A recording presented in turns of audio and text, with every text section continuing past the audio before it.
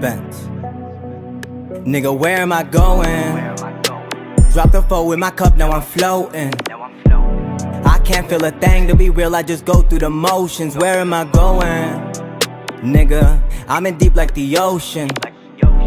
I've been in my bag, everybody around me, I'm ghosting. Where am I going? Drop the foe in my cup, now I'm floating. I can't feel a thing, to be real, I just go through the motions. Where am I going? We are going to another episode of HardFoul Radio. This is the show that values time and puts God first. Appreciate everybody for tuning in today. However you are listening, whether it is catching us live on YouTube, you are listening back on the podcast, wherever you listen to podcasts. Appreciate you so much. Been sick all week. We were live Tuesday, but we had to cut it short. We were not live yesterday or Monday. Again, been kind of a rough week as far as being sick, but we are here. We are ready to go. Let's get started. So there's the really funny Colin Coward, which has turned into a meme, and I enjoy watching Colin. I'm a big fan. And Colin I enjoy and I like because even if he's wrong, you can tell that he's not just trying to give you a hot take. He's trying to give you what he truly believes, even if it blows up in his face, right? And so there's the meme of him, or what's been turned into a meme, of when he declared, Ben Simmons is here, LeBron, we're good, we don't need you no more, right? It's the, we're good, we don't need you, right? And it turned into a meme because obviously as soon as he said it, Ben Simmons' career somehow just imploded, and LeBron continued to have an amazing historic run, still continuing to get to the finals for a couple more years, and got a title with the Lakers. I am here to say today, 2010's, we're good. So the reality is, now I still think Jokic and the Nuggets have a slight chance to beat OKC because Jokic is just amazing. He's the best player in the sport, and I'm not going to discount him or count him out until he is actually knocked out and they've lost 4 times. But the reality is, the Eastern Conference Finals is going to be most likely Knicks-Pacers. I know the Celtics won last night, but I think the Knicks are going to wrap up that series, especially with the Tatum injury. We'll get to them later in the show. And Pacers have already clinched the way in the Eastern Conference Finals. And in the Western Conference Finals, the Timberwolves last night got punched their ticket, and I think OKC will get theirs. Which means OKC, Minnesota, Indiana, and New York, Brunson, Halliburton, SGA, Anthony Edwards, someone's going to win their first title. 2010's, we're good. This is why I've stressed so much, and I've talked about it on this show. I've talked about it on group chat. I've talked about it just talking to Tony and Will. When the NBA was really struggling to move on from LeBron, Steph, Durant, and it was on all levels. The media was having a hard time moving off LeBron and Steph. The NBA, because Durant's been traded so many times, it was hard to move off of him. Like, teams kept going after these players. The media kept talking about these players. And that's why you saw the headline, but it got kind of buried this year, which is a good thing, that the ratings went down as soon as LeBron and the Lakers went out of the playoffs. And the ratings are probably going to go down again now that the Warriors are out of the playoffs. These are 2 huge markets, 2 huge fan bases, and 2 huge in LeBron and Steph. Just 2 huge media giants. And they deserve that. They're 2 of the greatest players we've ever seen. Of course people are going to be attached to them. But it's now time, and no better time than now, start looking at your new stars. Look at your Anthony Edwards, dynamic, now a great shooter, led the NBA in 3-point field goal percentage. Tyrese Halliburton, maybe the best pure point guard in the sport that we've seen since Chris Paul, in terms of how he can run an offense. He can have an impact without, maybe the only star who can have a true impact on a game without giving you 20 points. SGA led the NBA in scoring, back-to-back 1 seeds on a team that has enough talent to truly be a dynasty-level team in the Oklahoma City Thunder. And, of course, Jalen Brunson for if you grew up when I did and you're around my age, for all the talk about the New York Knicks, and it's a historic franchise, but they've never been great. They've been good. They had the couple years with Melo and Amari, and that was exciting. But Jalen Brunson getting the Knicks to the Eastern Conference Finals and potentially the NBA Finals, we now have a great basketball team in New York. 2010's, we're good. You did what you needed to do. You gave us amazing stars. Steph, LeBron, Durant, Embiid.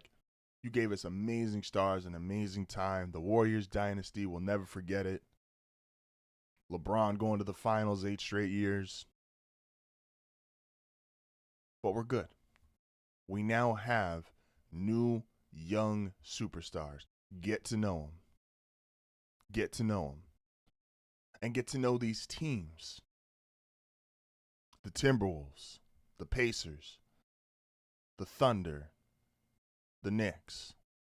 These are the new teams. We are past the age of the Warriors, the Lakers. And I know the Lakers have Luka, and look, the teams that are here currently are not your quote-unquote, it's nothing to do with being traditional, even though the Knicks are an iconic franchise. The Pacers obviously have a history. Their Eastern Conference Finals runs, Reggie Miller. It's got nothing to do with where they stand historically. It's where they stand now. And that the NBA, the ratings, again, are probably going to go down one more time in the playoffs because they have not shown us these guys in a way that is meaningful, in a way that matters, in a way that marketing has truly taken advantage of.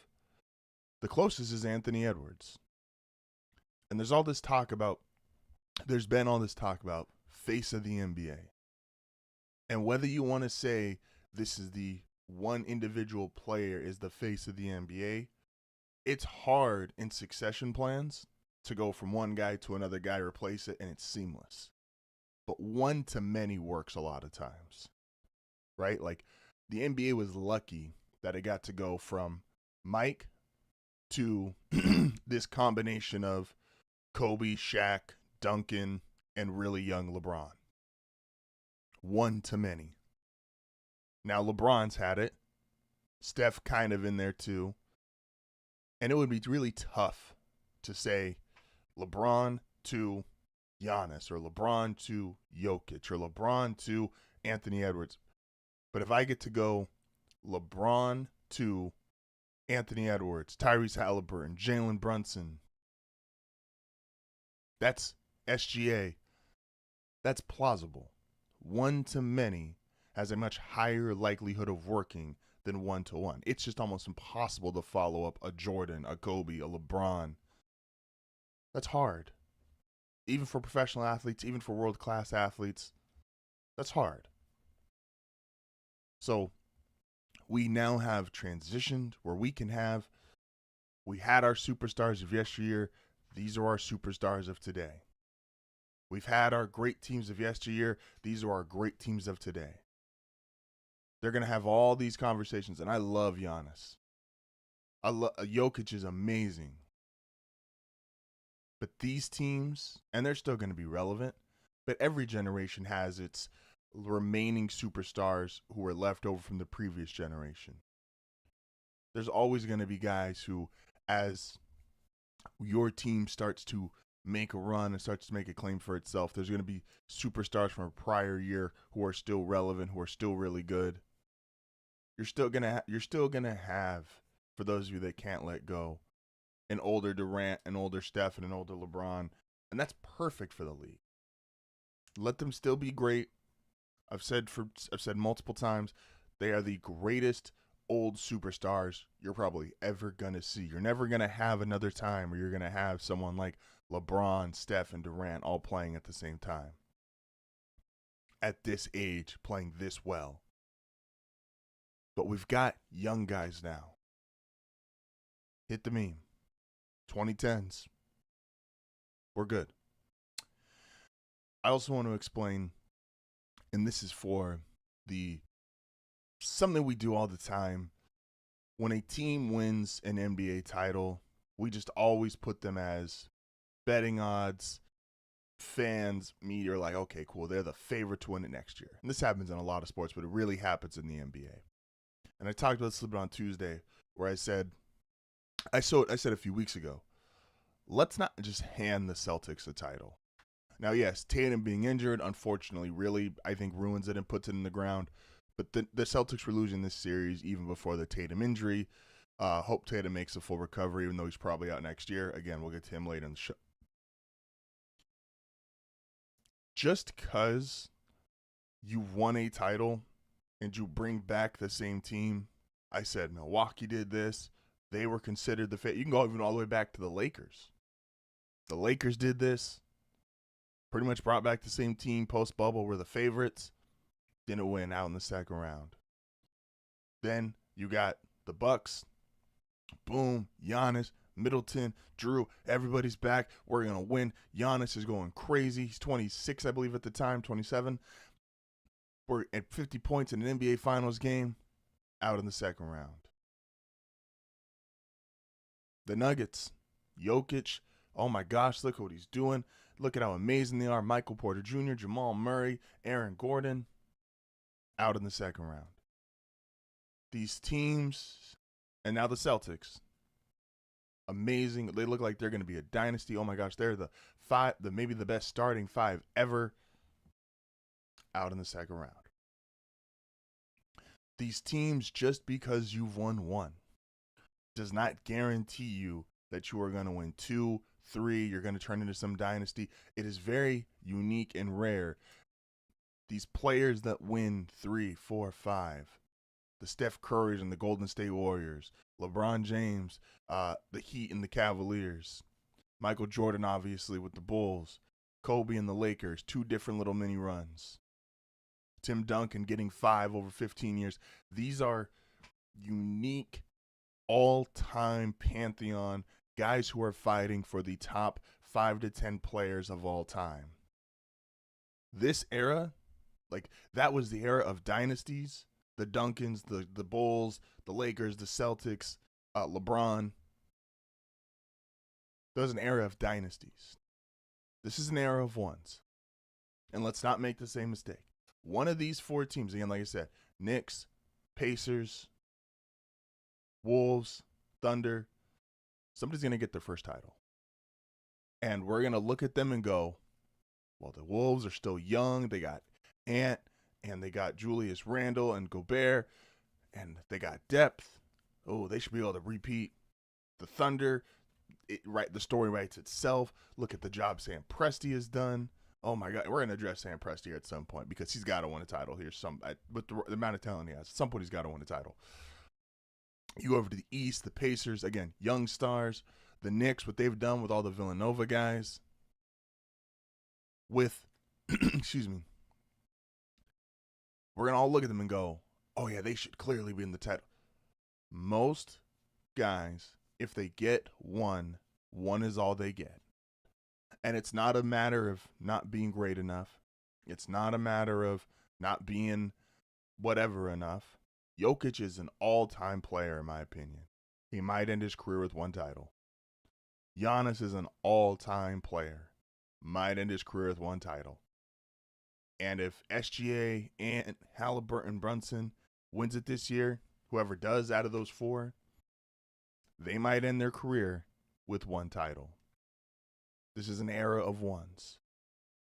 And that's not to discredit anybody in this era, but that is to show we always believe, and I think if you grew up, if you're my age, I can only speak for people in my age group, you're kind of used to whatever you're witnessing is great, you overrate it. Old people do this too. But my era is a little biased to it because we think our greatest, because it's been justified by older people, that it's everything's the greatest of all time. Go to the NFL. We got to watch in real time Tom Brady. Tom Brady's the greatest of all time. And that's not just oh, well, I saw him, that makes him the greatest. No, he's actually the greatest of all time. But if you grew up on him, it's going to be really tough because you watched the greatest ever do it in real time. This is the same people that feel about Jordan. When you watched the greatest ever do it in real time. In the NBA, we watched LeBron in real time. We watched Kobe in real time. We watched Duncan in real time. And these guys are not just the greatest of their era, but they are some of the greatest ever. When it comes down to watching greatness, understanding greatness, we're all a little biased towards what we're personally seeing. And you become even more biased when what you're seeing turns out to actually be the greatest ever. Think of how kids are going to feel about Mahomes in the NFL. You're never going to be able to, you're going to have, Brady's resume is so insane that it's easy to say, oh, well, Brady's clearly the GOAT. Brady's going to stay the GOAT. But these kids that didn't watch Brady in real time but are watching Mahomes in real time, give them another 5 to 10 years. They're not going to think Brady's better than him. They're going to think Mahomes is the best because he's going to be the best they've ever seen. And if his resume gets close, it's the same as the people who grew up on LeBron. They're going to go, oh, he's better than Jordan. Yeah, Jordan's resume is a tick better, or, oh, he's got this over him, or he's got this one thing. But you're going to watch this guy who you're going to, with your own eyes, go, oh my gosh, this is the greatest thing I've ever seen. And history is going to let you know and be able to back it up that he's one of the greatest, if not the greatest you've ever seen. But as much as I love Ant, as much as I love, as I've gained respect for like a Tyrese Halliburton, as much as I love Giannis, Jokic, these guys aren't Mike, Kobe, LeBron, Duncan. And that's okay. This is just an era of ones. We're not going to have dynastic teams. And with the way the current CBA is set up, it's going to be really, really tough for these teams to maintain, or these organizations to maintain a team that is this great. The Celtics built maybe the best top to bottom roster we've seen in a decade. Now, with the Tatum injury and the second apron, this team is going to look drastically different in 24 months. It's tough to do it. OKC, at some point, they got to pay guys. I know right now it looks insane because you got Holmgren, you got Jay Will, and you got the other Williams, and you got Lou Dort, and you got and Hartenstein. They got to start paying some of these young guys. SGA is going to get a super max. And this team's not going to stay together the way it is. Yeah, it looks great right now. And if they win a title, they're going to be the easiest to say, run it back. Look how much talent they have. Look how much depth they have. It's an era of ones. I don't think we're going to see a dynasty in the NBA for quite some time. This realistically should have already taken place. The Warriors, we'll end on this. Part of the Warriors dynasty, maybe the most underrated part of it, is that they lucked out. Steph started his career injury prone. Maybe the most important contract in NBA history is 4 years, $44 million for Steph Curry. Because that's what set them up to be able to bring in the vets that they brought in early on in the run. What allowed them, when it was time to sign Kevin Durant, when it was time to sign Klay Thompson, when it was time to sign Draymond Green, is because Steph wasn't a supermax guy off the rip. And because he wasn't, it allowed them more flexibility financially when it came to putting the rest of that dynasty together. Otherwise, this theory has probably already existed, that we're going to lose out. We're going to start losing dynasties, and dynasties are going to stop existing in the NBA. And it doesn't mean anyone's not great. Again, Duncans, Kobe's, LeBron's, Jordan's, those are top 3, top 5 Pantheon all-time NBA players, Pantheon all-time and athletes in American sports. Greatest in Duncan's case, greatest coach ever, arguably greatest coach ever, along with being a top 5 player. It's an era of ones. Man, a lot to talk about today. It's been fun. Again, feeling much better, so we got a lot of energy. We're excited. When we come back, the draft lottery worked. I know conspiracy theorists want to. The draft lottery worked. Just trust me on that. This is HardFoul Radio. We'll be back momentarily.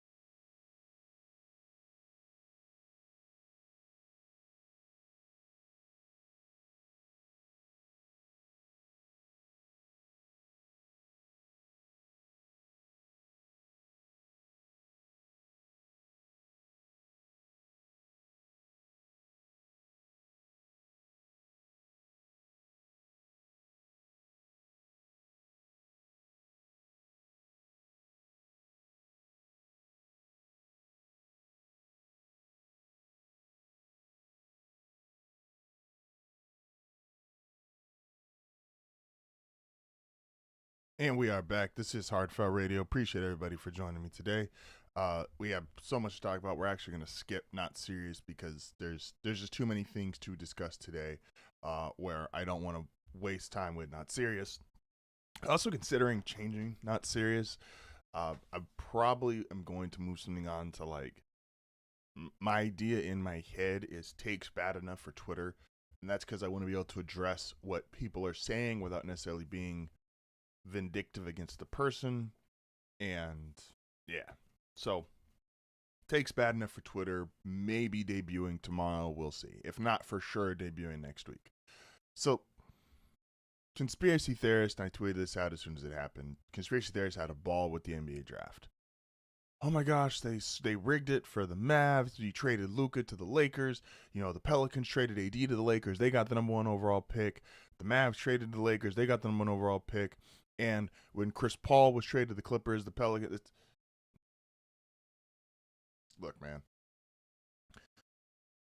Besides what would... Again, I said this on Tuesday before we had to cut early. I don't really care if it's rigged or not. If anything, the NBA, if it wants to help create some storylines, LeBron in Cleveland, D Rose in Chicago, Wemby to the Spurs, all power to you. Seriously, all power to you. If you want to create some storylines, all power to you. And I don't think that's totally above the realm of possibility. I also don't think it matters very much. Now, if we want to take it at face value and say everything is fair, everything is, you know, there's no malicious intent or there's no fabricating or creating stories. The draft lottery works exactly how the NBA wants it to work. And I'm here to tell you it's okay for sports to be different.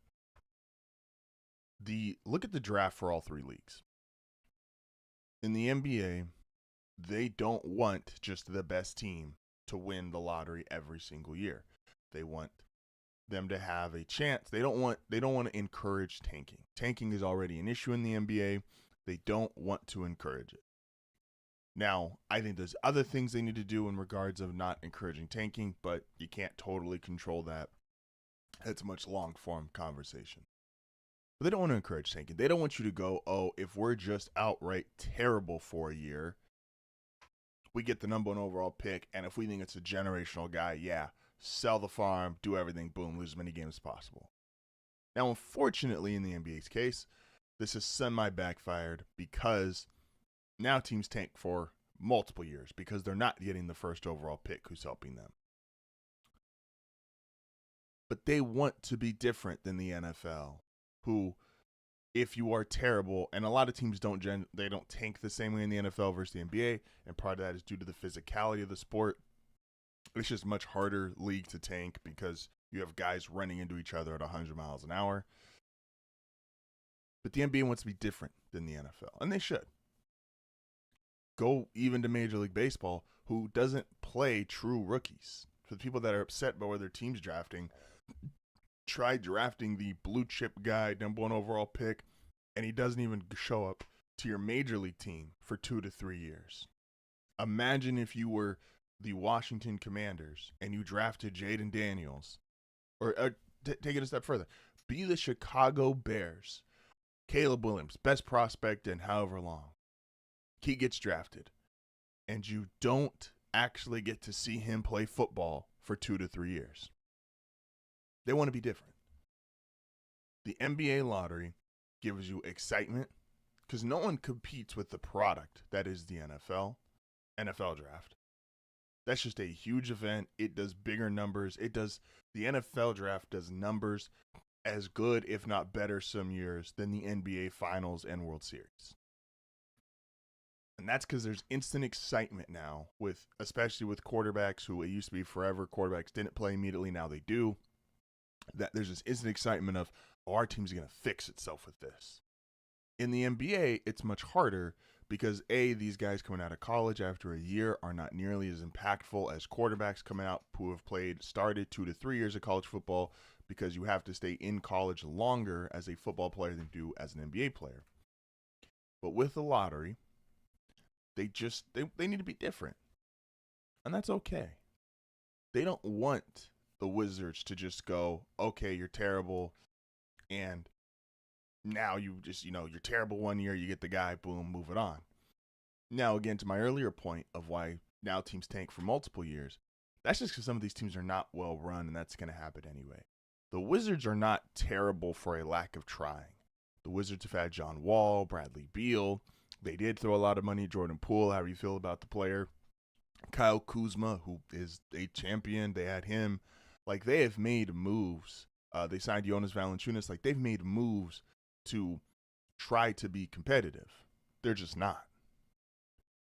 The Utah Jazz had Donovan Mitchell, Rudy Gobert. They were a 1 seed. Then you lose Donovan. You draft Walker Kessler, you trade away Gobert. And now they're in this process of they're attempting to build something. They're just not there yet. But they just they need to be different than the NFL, different than Major League Baseball. And so for the people that are like, again, if you think the lottery's rigged, I can't do anything for you. And yeah, I think there's a little bit of nudging that they do from time to time, help create stories, help create storylines, generate some revenue in some of these markets. Yeah, they don't want to lose a big city like Dallas, a team like the Mavericks. Why lose out on if you can just a little nudge here, nudge there, make it work? Yeah, give them Cooper Flag. That's more profitable to the league, to the Mavs, to the state of Texas, than I know the dream of putting this star white boy in Utah. I get it. It all made sense. But the Vernon Maxwell's got pull. I don't know, Utah. I don't know what you want to do. So the NBA draft lottery, they want to be different than the NFL. They want to be different than Major League Baseball. With that, too, tying into that point, the storyline that's going around the last couple of days is the NFL should do a lottery. No, they shouldn't. The NFL, when you're in first place, you don't do what second place is doing, third place is doing. There's a reason why you're in first place. Don't fuck it up. The NFL does a little bit of tinkering here and there. We saw it with the kickoff rules. We've seen it. I don't want to call this one small tinkering, but player safety and adapting the way they've changed the game.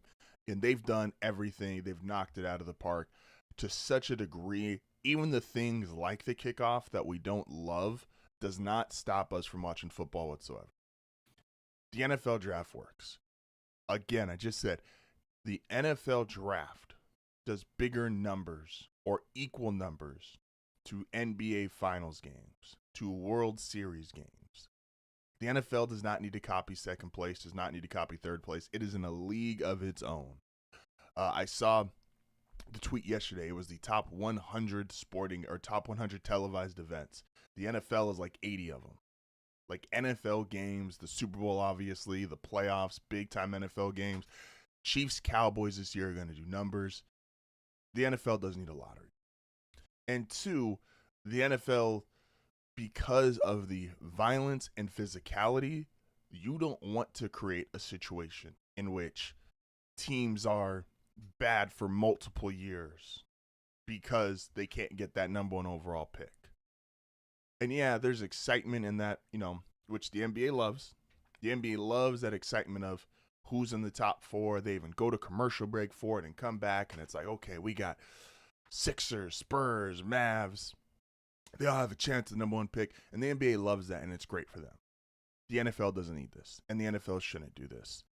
The idea, at some point, again, the NFL has just lapped every other sport league by such a wide margin. All it has to do is little fixes, little tweaks, little adjustments. Doesn't have to do anything major. Doesn't have to do anything extreme. You're already winning the race. You are already so far ahead of your competition. Don't go backwards. Keep doing what you've been doing to get to this spot. There's a reason the NBA struggled with ratings, and I love the NBA. I'm not trying to shit on them. But there's a reason why the NBA is clearly a second-place league to the NFL, and the NFL is just light years ahead of everybody. We do not need a lottery. We do not need extra excitement. The NFL draft already does huge numbers. The NFL draft is already a huge spectacle. They're now going city to city doing it. It was used to always be in New York, and it was so big, they're like, hey, let's take this on the road. You already got the number one album. Go do your stadium tour. You don't need to copy what the second place artist or someone lesser than you is doing. The NFL's fine. It does not need a lottery. One more thing here before we go to break. And this is really unfortunate. Back to the NBA. The Celtics, so Jason Tatum just had successful surgery, and he's going to be out pretty much all of next year. There's a world in which he does show up at the end of next year, and I'm not going to tell someone if they should play or if they shouldn't play, but here's Jason Tatum and the Boston Celtics reality, which is this team is going to look drastically different the next time he's on the court. Realistically, Jason Tatum has played his last game with both Drew Holiday and Al Horford. At least one of them for sure. Al's probably retiring after this year, if not retiring after next year. Drew, most likely, if he is not going to retire, he is most likely going to be traded because you don't want to pay this amount of money for a team that is not going to consistently get to the finals. As we've seen the new CBA, the second apron, and just look the last 10 to 15 years in the NBA. Who has spent the most money by a wide margin on their team? The Golden State Warriors. Why did the Warriors spend all that money? Well, because they knew Steph Curry, Klay Thompson, Draymond Green, Kevin Durant, we were getting to the NBA Finals, and they had proof that it worked. They were getting to the finals every single year, and it's worth to pay these obscene prices, pay the luxury tax, pay all these players if you know you're getting to the absolute highest result. Who was spending the second most money during that time? The Cavaliers. The Cavaliers were paying dead money. They were paying Kyrie Irving. They were paying LeBron. They were paying Kevin Love. They were paying for multiple role players because LeBron got to 4 consecutive finals with the Cavs. He did 4 with the Heat and then 4 with the Cavs. But if you're not going to get to the title year after year after year, you're not in the finals, you're not generating that extra revenue from all the home playoff games, you're not going to pay Derek White, Drew Holiday, Kristaps Porzingis, Peyton Pritchard's going to be up here soon, and Jason Tatum and Jaylen Brown on 2 of the 3 or 2 of the 4 biggest contracts in NBA history. You're just not going to do it. It's a new ownership group who they might have been excited as hell when they got the Celtics. And then that bill came and they were like, we got to spend how much on a yearly basis? We just bought this team for however many billion and now we got to spend this hundreds of millions of dollars yearly. No. This team's going to look drastically different. I'm not saying they're not going to be good. I'm not saying they're not going to be competitive. You still have, if Tatum comes back, which the injury, take out Durant, who's made an amazing and miraculous recovery from it. It's an injury that we're not sure the player that he's going to be. I'm hoping for the best.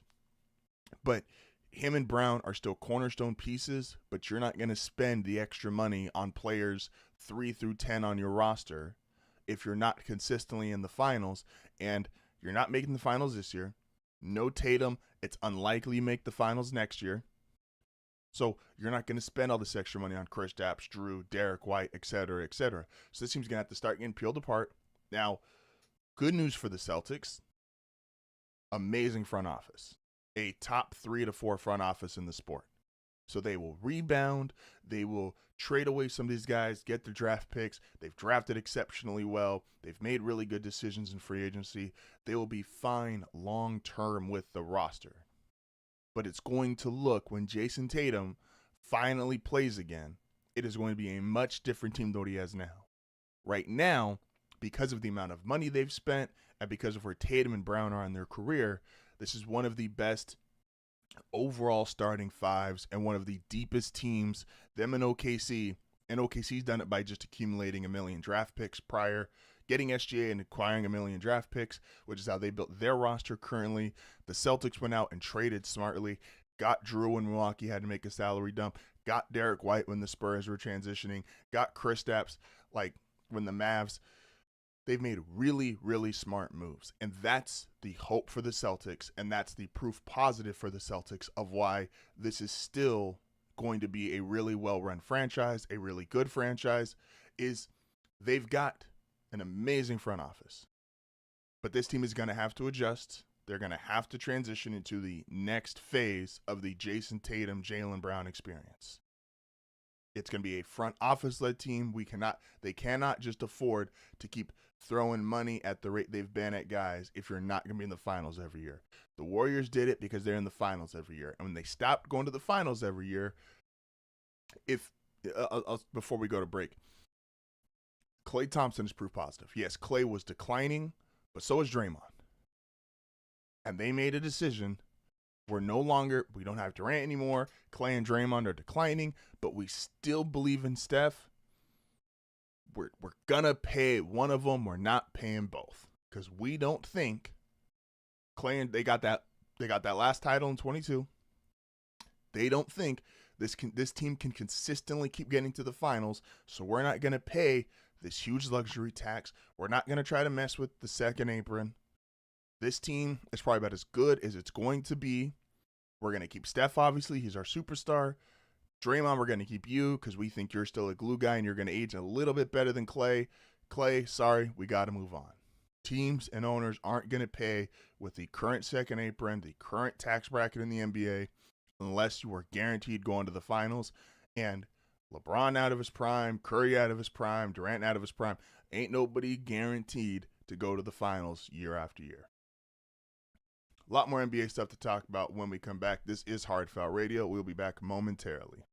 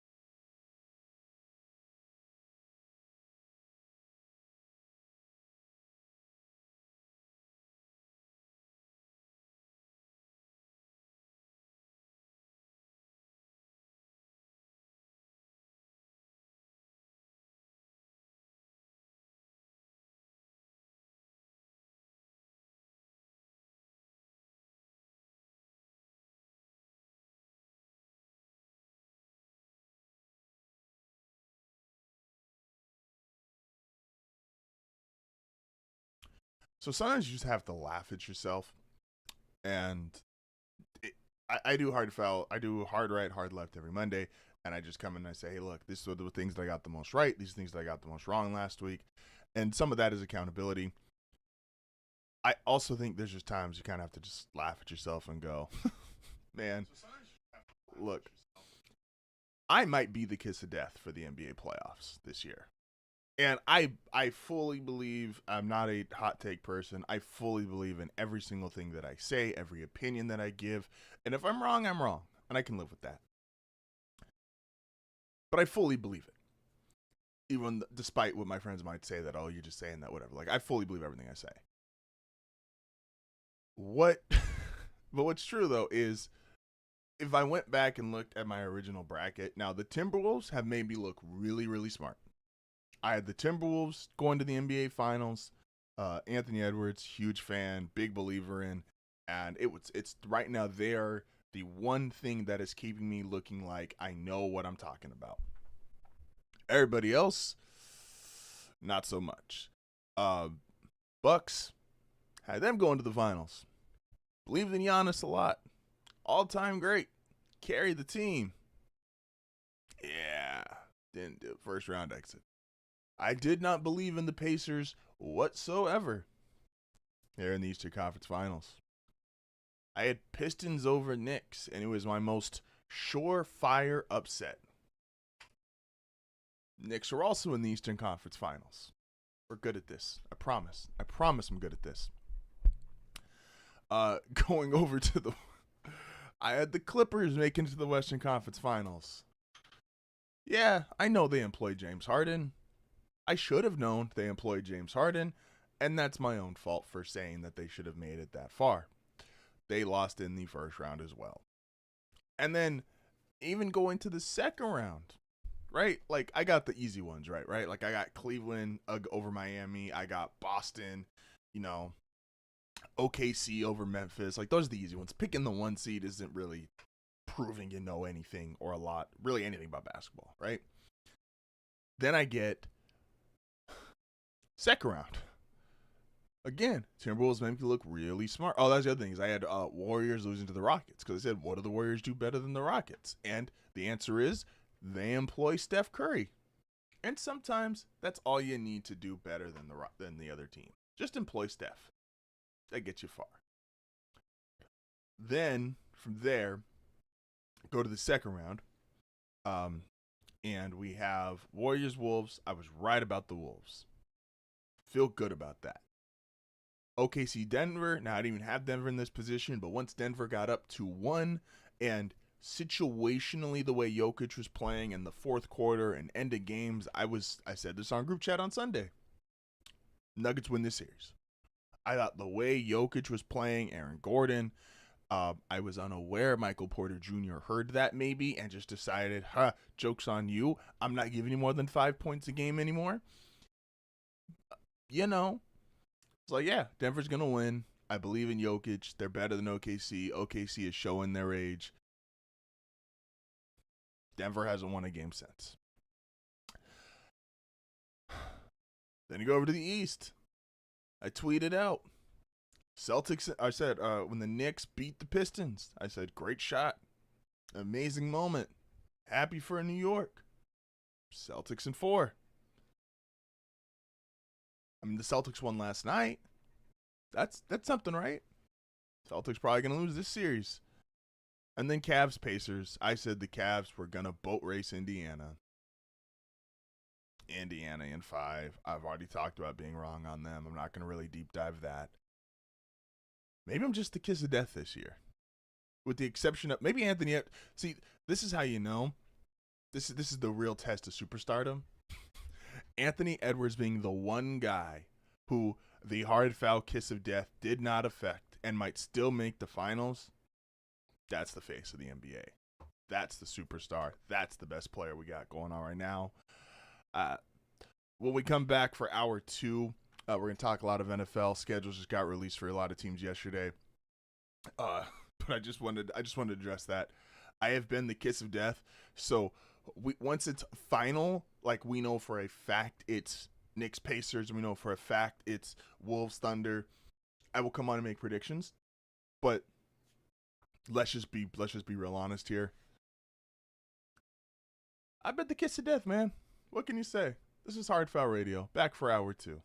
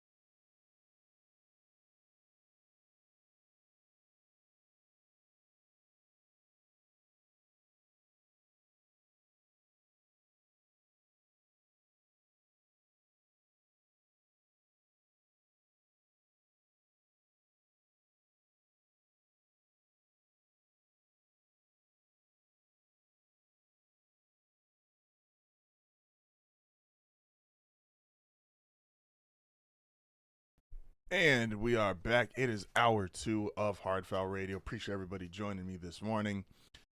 So the NFL schedules got released, and there's going to be a lot of discussion over the next 40 to 72 hours. Everybody is going to put out the exact same content. It's one of the times of the year, and I'm not trying to say like a better than somebody, because I'm going to put out some of the same stuff, right? But everyone's going to go, and you're going to see the same video, same talking points, which is top 10 games, and it's going to be Kansas City, Dallas is going to make that list for a lot of people because it's on Thanksgiving, and it's like those aren't even closely, like remotely close teams in terms of how competitive they are. It's just maybe the two biggest brands in the sport because the Cowboys are the Cowboys, which we're going to get to them in a little bit, and the Chiefs are obviously, even with the loss, still the current dynasty in the NFL as long as they have Mahomes and Reed. And everybody's going to put out games to watch for. They're going to start making their arguments for their teams based on, and I'm going to do the same. I am going to put out a power rankings based on the schedule, not a power rankings, but a predictions, predicting division winners and all the stuff based on your schedule. So I want to take this time to attack two talking points that I just truly hate, and it always generates this time of the year because of the schedule release. The first is opponent's strength of schedule based off last year. I think this is one of the worst metrics in sports that we use. If you are a team that you are going to say, like if you have the Tennessee Titans on your schedule, right, your strength of schedule is going to go down because the Titans are really bad last year. They got the number 1 overall pick.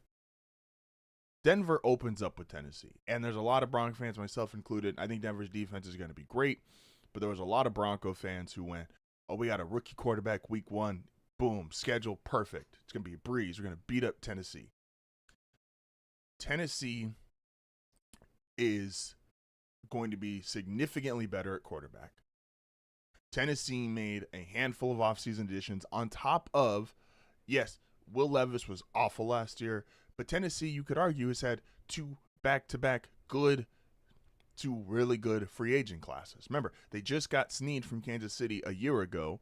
It didn't make a huge difference, and they got Calvin Ridley. It didn't make a huge difference because Will Levis was bad. And very few times, this is how bad Will Levis was, by the way, very few times fans can actually really understand how a team lost a game. Usually, like the NFL is complicated, sports are more complicated, and they're just going, oh, this play here or this play there. We all saw the 4 to 5 games that Will Levis lost his team in the game. Going all the way to week 1 of last year against the Bears, we saw the play where Will Levis lost it. But the Titans were ahead in multiple games. The Titans were competitive in multiple games. Their new head coach, the coordinator from Cincinnati, he showed a lot of promise. He just had a guy who made not just rookie mistakes, but even if he was a rookie, which he wasn't, made the ultimate, oh no, you can't do that, to the point of he was turned into a meme and mocked and ridiculed, and like, you can't go full Will Levis, right? Like, we saw the games that he lost. The Titans are going to be better. Cam Ward, just flat out, as a rookie, is going to be better, and is not going to make the same mistakes that Will Levis made. Will he make mistakes? Yes. Is he probably going to struggle week 1 against that defense? Yes, especially it's on the road. All those things are plausible. But the Titans are going to be better. Meaning when you look at your strength of schedule, if you have the Tennessee Titans on there, it's already false because they are a better team than they were last year. If you had an easy strength of schedule the prior year, imagine having the Washington Commanders on your strength of schedule and going, oh, we get the Commanders, we get Dan Quinn, who at the time there was some retread head coach allegations because it didn't work. You know, he was coming off of Dallas, and it's like, this is his second chance being a head coach. Is it really gonna just, be that much better in Washington? They got a rookie quarterback. Oh, we got the Commanders. We're gonna boom. This is perfect. The Commanders made it all the way to the NFC Championship game. I'm not saying the Titans are going to do that, but this is how phony strength of schedule is going to be, and you're going to hear it over the next 2 to 3 weeks. oh, look at this team's strength of schedule. You know when strength of schedule actually matters? Strength of schedule actually matters to have those conversations when it's too late. Strength of schedule matters when it's the middle of the season, game 9, game 10, game 11, and it's like, okay, you're down the stretch strength of schedule. That matters because that's how the teams are actually playing that year. You find out, are their rookies good? Are their free agents contributing to the team? Are they well coached? That's when those kind of conversations actually matter and start to show up and mean something. When you say, well, they were bad last year. Okay, they were bad last year. What does that have to do with this year? If you believe at all that the team had a competent offseason, front office, players just get better. The Chiefs, during this dynasty run, that's one of the things that's flipped for them. Their offense 3 years ago, when Mahomes is the MVP, you would have went into the season going, man, we're playing against a top flight offense. And then their team turned into a top flight defense. So this team that you're worried about, oh my gosh, Mahomes is going to score 30 points a game, they're going to be all high flying all over the place. It was a great defensive team.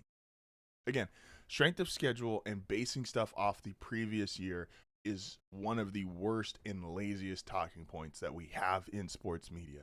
It just doesn't matter. Again, the Titans are going to be better. A team like the Giants, who, if they're on your strength of schedule, which they're on the Eagles schedule, they're on the Commanders schedule, they're on the Cowboys schedule, and because of their record last year, that's going to be a boost.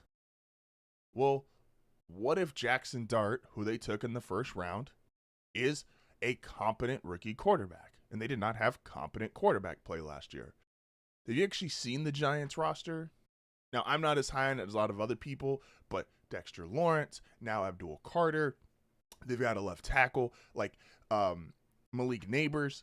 They clearly have pieces. They clearly have talent. And if Jackson Dart, or if you're a Russell Wilson believer and you think that's going to be the bridge, that's a better team than they were last year. Why does their strength of schedule matter whatsoever? The Patriots, they're going to be on there. Drake May now has a left tackle. Drake May now has a real head coach. He's going to be better. The Patriots are going to be better. But if they're on your schedule, your SOS is going to be really low. Strength of schedule is just a horrible, horrible argument in my opinion. Now let's go to the next one, which is primetime games. Everybody likes to look out for primetime games.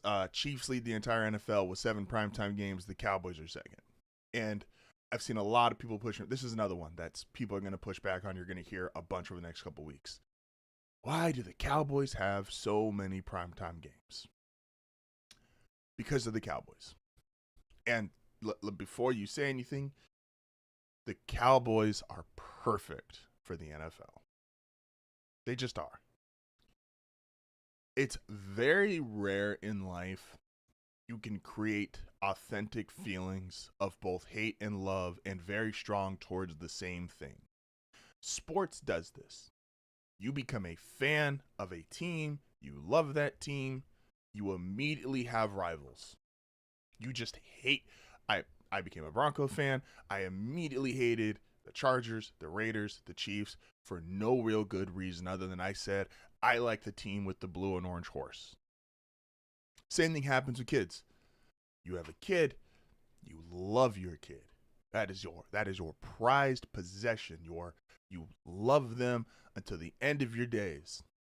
And some kid in second grade says something mean to him, and all of a sudden you're beefing with a second grader.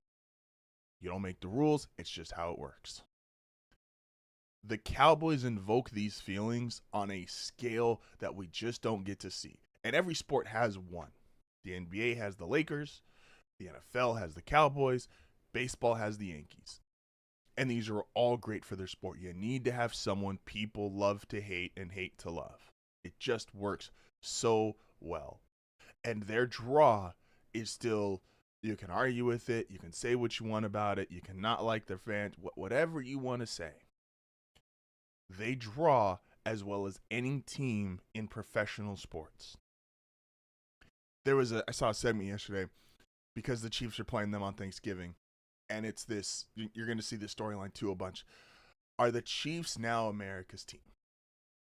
No, and it's not close. We had the same argument, or some people had the same argument, and you could have the same criteria when the Patriots were during their most dominant stretch. Brady, Belichick, take either the 2 tight end or the Moss years or the great defense years, whatever version of the Patriots you want to use, right? Clearly the best team in the NFL. They were the team of the century, as some might say.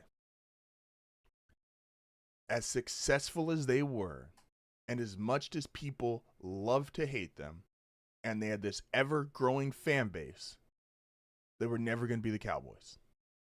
The Cowboys just had to get good to be super relevant. The Patriots had to be historic to be super relevant. The Cowboys, when they had Romo, they were good. And that made them the biggest draw in the sport.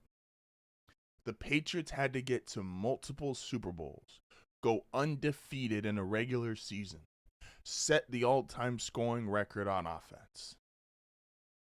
And that 2007 season, you know who was the most watched team in the NFL? The Dallas Cowboys. Now, the Cowboys were 13-3 that year. That was one of the better Romo years. They were great that year. T.O., I think they had like 9 Pro Bowlers, 10 Pro Bowlers. Great team. They were not the 2007 Patriots. But the 2007 Patriots, and the same way, whatever you think of this Kansas City Chiefs team, are not the Dallas Cowboys. They just are.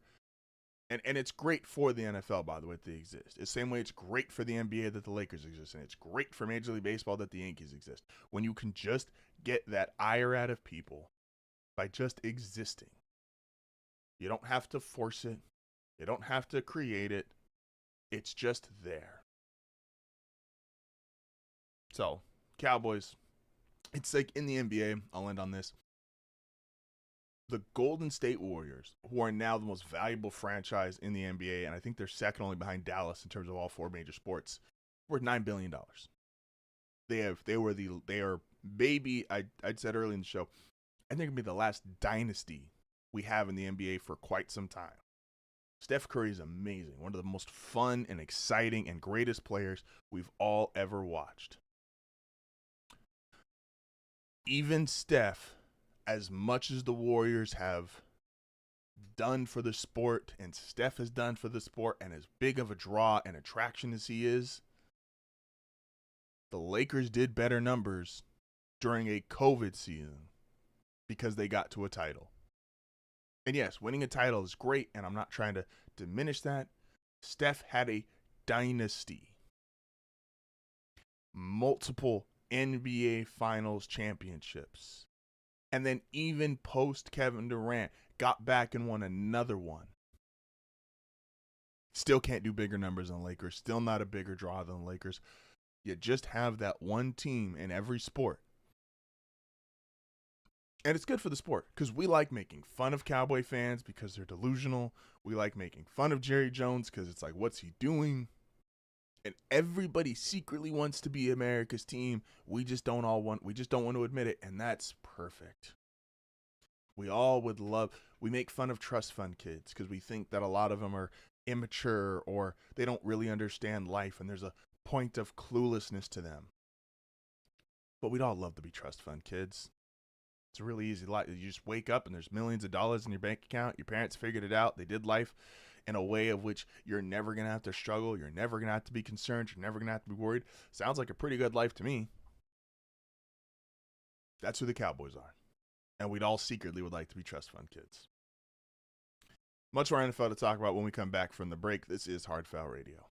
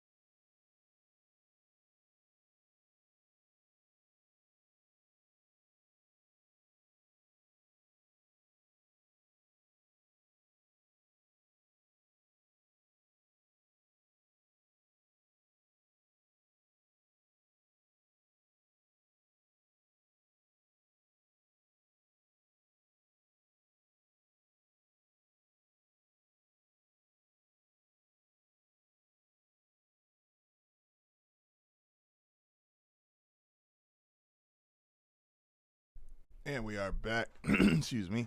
So I'm gonna now. It's Thursday, Team Thursday. So this is part of the show where if you're watching, probably gonna tune out if you have time of the week.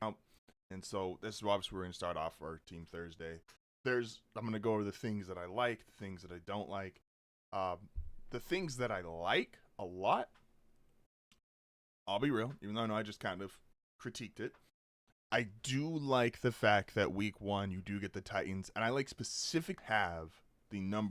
One of the things that normally helps out having number 1 defense isn't just how great you are, but it's the offenses you go against. Week 1, Cam Ward, very first start on the road, a rookie quarterback. Yes, I think he's going to be better than Will Levis, 1,000%. That's still a really tough situation going into Mile High. Allen, Cooper, Benito, is going to do really well there. Week 2, this one, Richardson. I'm about to sneeze. Or not. Okay, so that happened. Again, Anthony Richardson has actual just accuracy issues, barely completes and does not complete it a lot of times, 50% of his passes. Yeah, you're on the road, but this is a really good road game, in my opinion, to start.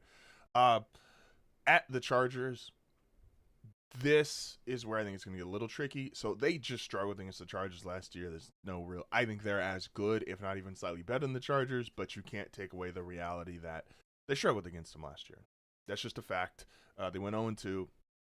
I think they'll be better, but this is your first big test of the season.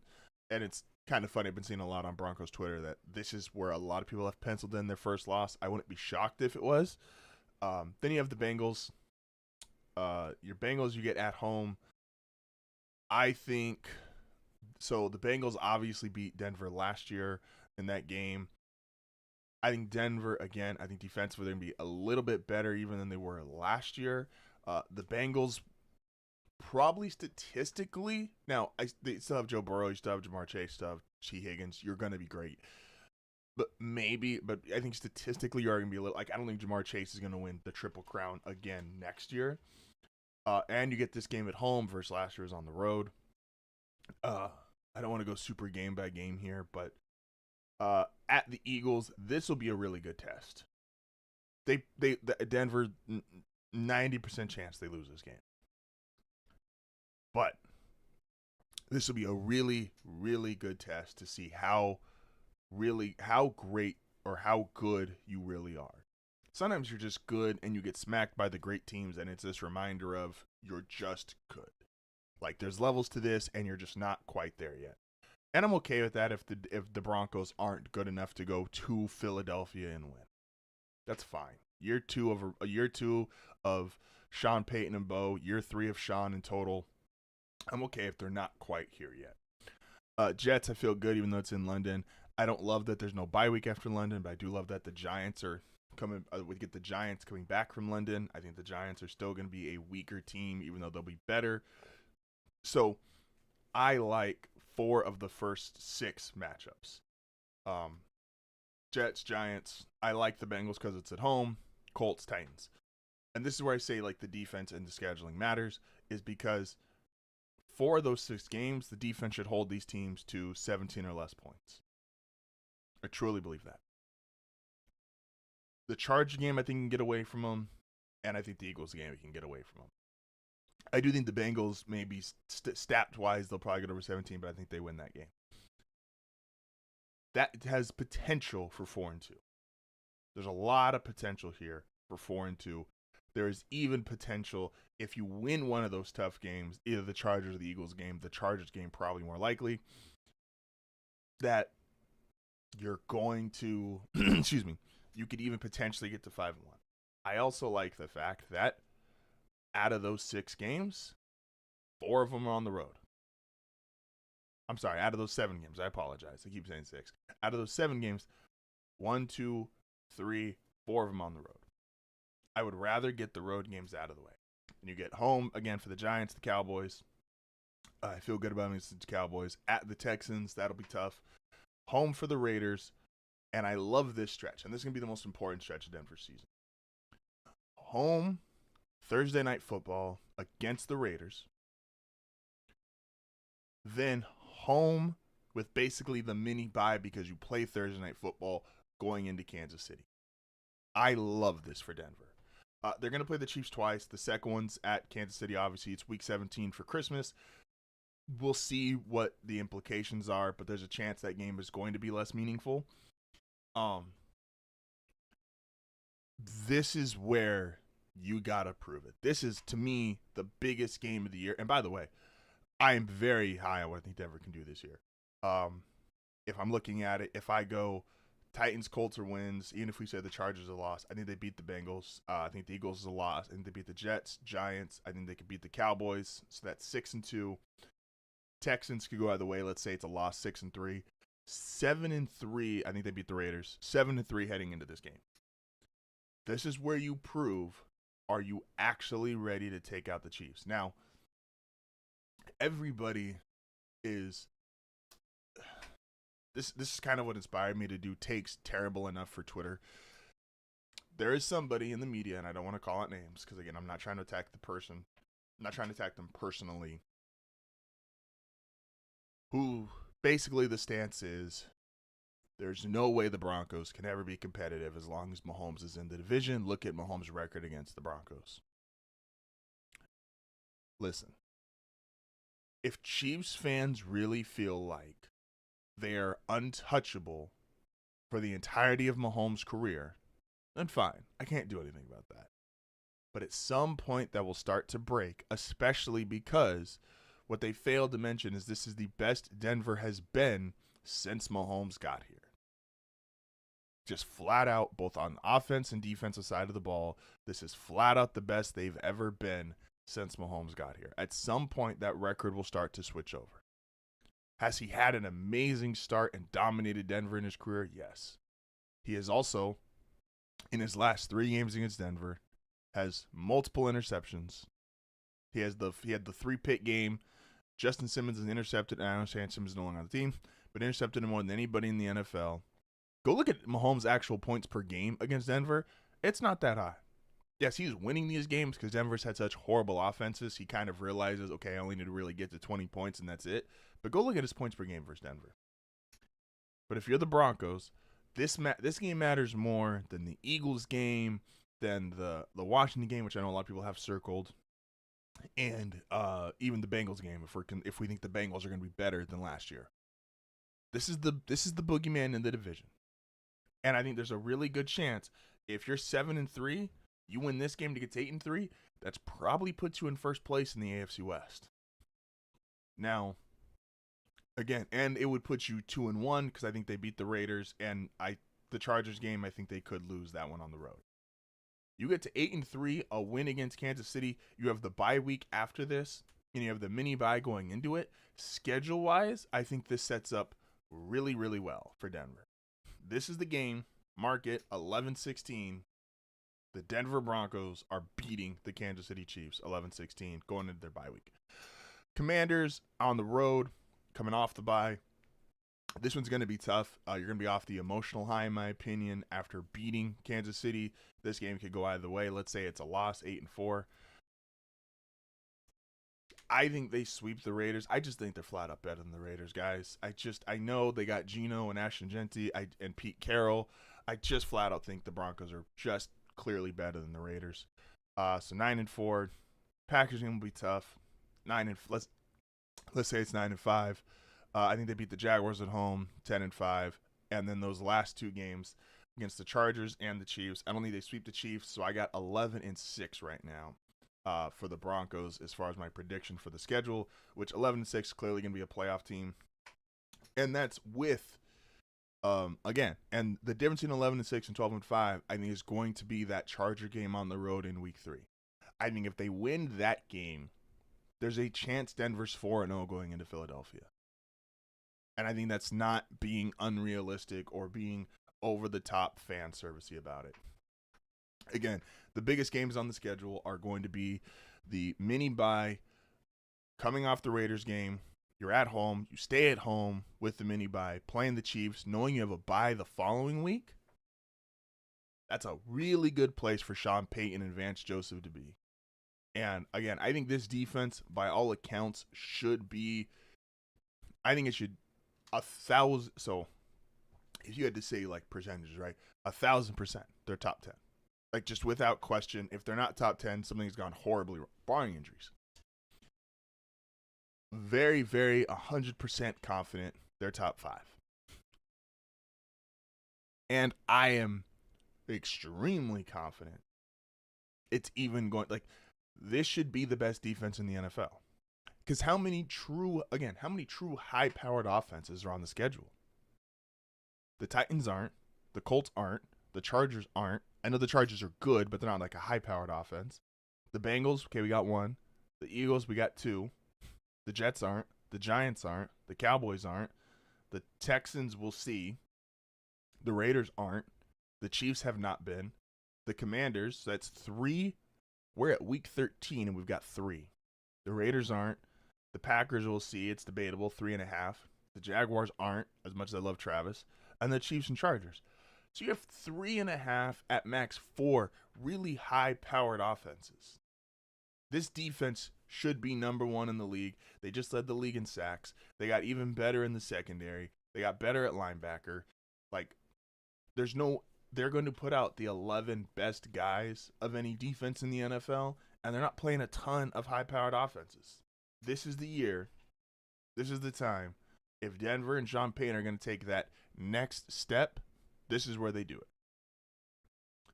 Now, I know I just lost everybody because no one cares about the Broncos like I do, and I get it. That's why they're Team Thursdays, guys. And it's great because then you can come back and check in for the end of the show. But this is my show, and it's my time to talk about the teams that I enjoy. So, Broncos, my official prediction as of right now. Now, this might change. My official prediction will be, I'm going to start doing predictions next week. This is my first look, way too early prediction for the Denver Broncos, at minimum 11-6. This is HardFoul Radio. We'll be back momentarily.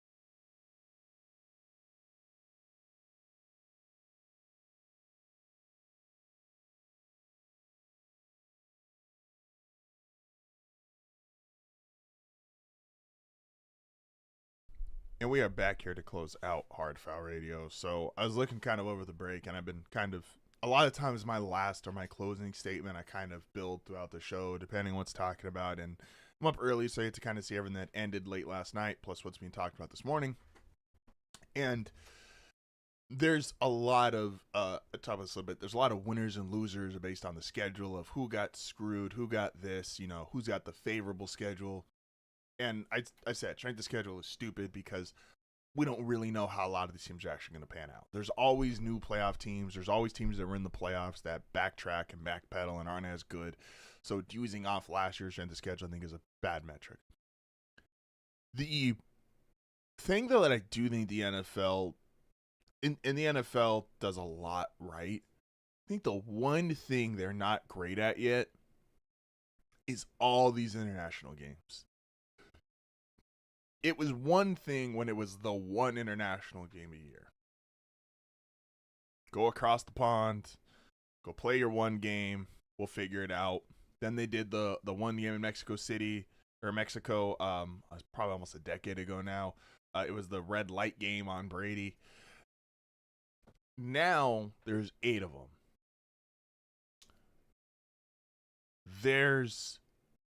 If you're going to expand internationally, and this is the part I'm not sure they're great at yet. I talked about this a bit with Denver's schedule. Denver plays internationally and then has to go back home to play the Giants 7 days later. You're already going in and out of time zones, right? And if you look at a metric that I don't really care for very much because it's the most miles traveled for a team, and it always usually ends up being a West Coast team because if you're a West Coast team and you play internationally, you're going to the East Coast, you're playing like the NFC South, you're going to put up the most miles. But this is all first-class flying. It's all very luxury travels. It's usually not something I put a lot of stock into because these guys are traveling in the best circumstances imaginable. I do believe, though, if you are going to go internationally and you are going to expose guys to 3-4 different time zones and drastically different time zones where you're 9-10 hours ahead of where you're used to, and then you got to go back and play another time zone that's 2 hours off or 3 hours off from what you're used to. I do think there is risk of just off, like, again, these guys are in great shape. These are world-class athletes. The human body still needs some familiarity. The human body still needs some consistency. You can't just throw these guys out there and go, oh, we're going to have you in London 1 week and New York another week and then back on the West Coast. At some point, this is going to create problems, and I just don't think the NFL is quite figured it out yet. I think, and this probably isn't possible because they want to have international games early in the season, you should have a bye week post playing internationally. Like, I believe the best idea, and again, I don't think they'll do this because money and there is other scheduling things I'm probably not thinking about at the moment. Just have an international week. I think this would be the most fair thing. Have an international week. Everybody plays 8 games, right? There's 17 games on the schedule. Everybody plays 8 games. Week 9 is international week. You pair everybody up. Go to whatever city, whatever country. Boom. Everybody plays the international game. Everybody then has the next week off. Yes, the NFL doesn't want to give up any of its Sundays during its season. I get it. It's also the NFL. Like, you're fine. You're going to have you are so ahead of the world in terms of the NFL is maybe the biggest business on the planet in terms of what it generates, the amount of eyes it gets to a television. The Super Bowl is always the most watched telecast in the world. Everybody goes plays internationally for a week. Then you get the second half. Because then you don't have any more of these, oh, well, our bye week was early in the season. You'd kill 2 problems. You don't have the bye week. Oh, my bye week was too early. My bye week was too late. Everyone's bye week is the same. And everyone's international week is the same. Now, again, the schedule's not always, it's not generated last minute. There's a lot of thought. There's a lot of people that go into this. This is just what makes the most sense to me. And I think because businesses that are successful, the 2 hardest things to do are to get started and to expand. They're both the easiest points to mess up. Getting started, because you got to get people in the door. How do you get people in the door? How do you get people to come buy what you're selling? That's always going to be the hardest part. The next is, once you have put so many people in your store that your store is overran, crowded, there's not enough space, you now have to expand your store. And it's, did you expand enough? Did you expand too much? Don't expand enough while you're still in the same situation of cramped store, and now you've spent money on expanding to something that just has to be redone again. And if you expand too fast, well, there's a million stories. Just one little store worked, opens up 10 stores, doesn't make enough to generate 10 stores, loses its ass, it all just collapse. And the NFL's not going to collapse. The NFL's not going to suddenly lose its spot on top of the sports world. But I do think that if there was one thing they were going to quote unquote expand too fast, or maybe miss the mark, or not do well enough, is expanding into these international games.